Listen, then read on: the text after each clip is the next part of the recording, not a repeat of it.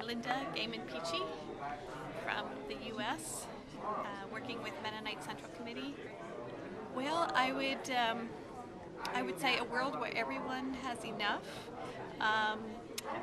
food, enough water, education, access to healthcare, where there's not big disparities between very, very wealthy people and very, very poor, and where people can don't have to worry about bombs in their fields or experiencing violence of all kinds, where we learn to live together in healthier ways. I am Nikki Delfin. I come from the Philippines. My vision of ideal world is jobs, justice, food and freedom for everyone. It's land and liberation. I think everyone should have these very basic rights in order to have like a perfect world. My name is Bolapan Sumponpakdi. Okay. Nickname is Ken. Ken? So I'm here with Habitas, Service Agency for International Cooperation. And you're from Laos? I'm from Laos. So I want to live in the world without war. No fighting, people love each other, people help each other. My name is Heather. I'm from San Francisco. And you're here with Legacies of War? Yeah, my vision of an ideal world is a place where everybody can travel freely and go to new places, and everybody has that freedom. And I guess a world where everybody can find a means of communicating even if they don't speak the same language. My name is Titus Peachy. Okay. And you're from the U.S.? I'm from the U.S. I work at Mennonite Central Committee. My vision of an ideal world is a world where people live together in community with lots of diversity, so that it's not so all insular and people all who are just like each other, but people of different backgrounds and nationalities live together in community and help one another through whatever difficulties they have, and that they live together in safety, in peace, and with enough food to eat and meaningful, productive work to do that they enjoy. Okay. I'm Elaine Russell, and I'm on the board of Legacies of War, which is a nonprofit in the United States that's advocating for additional funding to help Laos clear the unexploded bombs left over from the Vietnam-era war. Ideal world would be one without war, and where people who are in poor countries are able to develop the opportunities to give them a good and fulfilling life.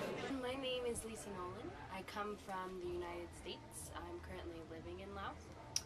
My vision of an ideal world is one where people have access to the resources they need without inflicting harm on each other, both either through state or through person-to-person interactions or group to group. Hi, I'm Nicole Lamond. I'm from Melbourne, Australia. An ideal world is where, well, it's a cliche, but people live in peace. So I'm really big on not crossing over into other people's space, or whether it's psychologically, physically. It's somewhere along the line people have the idea that it's okay to inflict something on other people. Like here, the 78 million estimated unexploded ordnance lying around. But I know you keep asking the question, how did they get there? And that, how did they get there, and who's taking responsibility? Which is completely different to what we were just talking about. That's great. But just this idea that it's somehow okay, and people in our personal relationships with people, people don't do things like that because we are accountable, we're directly accountable, but somehow when someone has a title, whether it's government or business, it becomes okay not to have integrity and not to be accountable. My name is Bang Bai Supoliban. I am from Los Angeles, and I am Lao American. My vision of an ideal world is where resources are distributed equally to people who need them, and that necessities such as water and food and even commodities like oil and electricity are governed by greed and just are instead governed by wanting to help people and wanting to that these are basic needs and they're not just things to be to have a dollar price put on them. My name is Nora Sheets, and I teach art at St. Francis School in Morgantown, West Virginia, and I'm coordinator of Students Against Landmines and the West Virginia campaign to ban landmines and cluster bombs. I think our vision, especially our students at school, their vision is a world of peace, nonviolence, a world where every child has the same rights that they do to play safely, to go to school and not have to worry about that there is danger in their next step.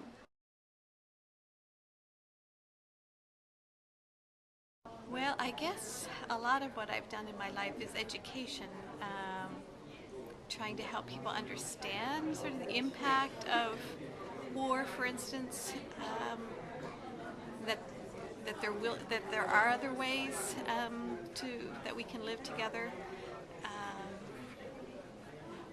I think relationships with people across cultures and across countries, even when our nations are defined as enemies, that we can be friends across those barriers. Yeah. Strategy to get there is to actually build a lot of conspiracy towards it, because we're really building something out of nothing, and you need a lot of people engaged and really into it and really committed and compassionate and people who have that passion to change that, the status quo. And I think it would take really a lot to get there, but if you have reached a critical number of people, critical number of policies, critical number of mindsets and behaviors and people's way of doing things, and it affects culture, and then I think you would get there. To achieve this, we need to get all the people around the world together to discuss about issues, about existing problems happen right now or before, just to promote peace and promote the this avoid anti-government or anti-fighting. To be honest, I have no idea. I think that might be why it's ideal. But I guess you can always just start with yourself and start seeing new things yourself and being open to new things. So that's what I try to do. I think you have to work at both the very personal level as well as the more macro level. So at a personal level, putting into practice what you believe and linking together with people that are not all the same as you, and building relationships across racial barriers, cultural barriers, language barriers, sort of weaving that into your life so that it's not just a special thing that you go out and do and then you come back to safety, but that you weave that diversity and community into your personal life and experience on an everyday basis. And then I think you have to try to work at building structures that encourage that at the community level as well as at the macro level, and that's a huge, huge task. There's no magic formula.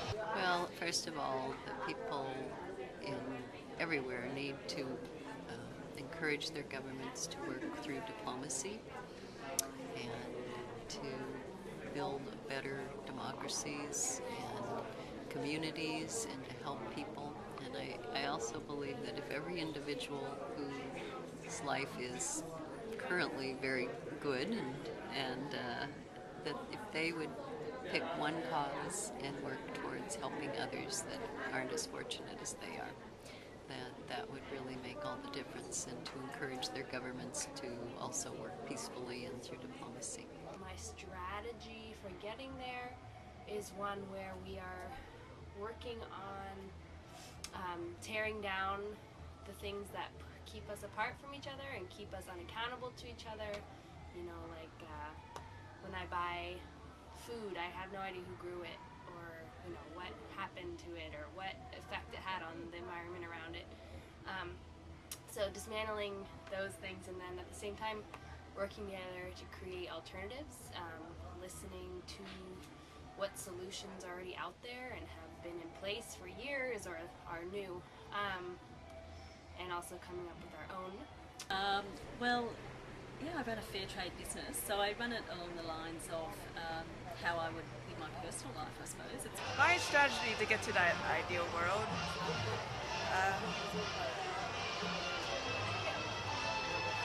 I don't know if I have one. Do you do any work that contributes to getting to your ideal world, or do you think it's a practical dream? Well, right now I feel like I probably don't really contribute in a large way to that.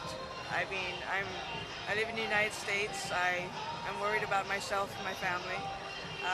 But then I do at least feel like I'm aware of it, and I do try to live as simply as I can, whatever that means to people. But you know what it means to me is that I really am not really moved by having a lot of material goods and like needing the next big thing or climbing the next big ladder. So that's just one way that I would look at it. Students work to raise awareness in our community, our state, and our country about issues that affect children all over the world, whether it's war, poverty, neglect, violence, and to try to make people aware that there are things that they can do to make a difference, to change those things. And what are those things that people can do?